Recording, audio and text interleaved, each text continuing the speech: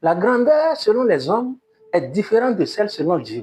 Pour les hommes, celui qui est grand, c'est celui qui est riche, celui qui a en réalité beaucoup d'argent, celui qui a plusieurs patrimoines, celui qui a beaucoup de choses matérielles, celui qui possède les biens de ce monde.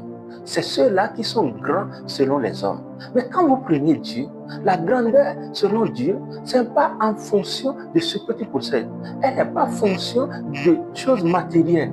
Elle est en fonction de choses spirituelles. Il ne s'agit pas en réalité des dons uniquement.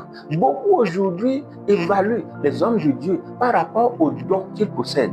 Et c'est fini. Mais bien aimé, au-delà des dons, au-delà du fruit, Jésus dit, celui-là, en réalité, qui veut être premier, doit être esclave.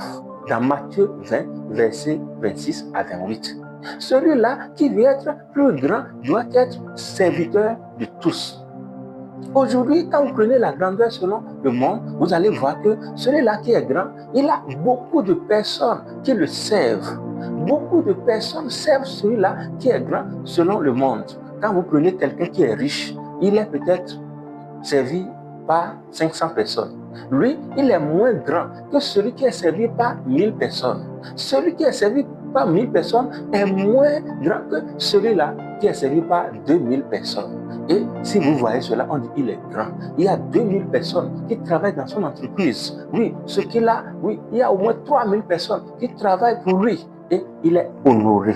Mais en ce qui concerne Dieu, il s'agit du nombre de personnes que vous servez.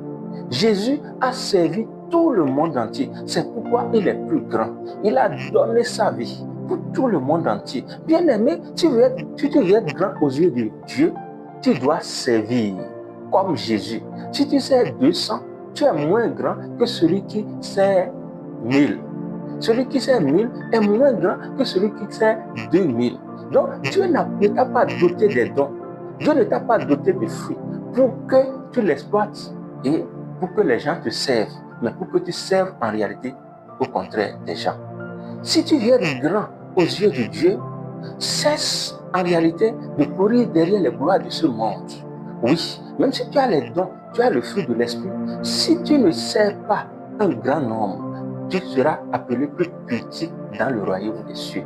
Mais si tu veux être grand dans le royaume des cieux, tu dois servir tous. Tu dois servir tout le monde. Tous ceux que Dieu, le Seigneur Dieu va t'amener, tu dois les servir. C'est à ce temps-là que tu seras grand aux yeux de Dieu avec les dons et le fruit de l'esprit. Shalom.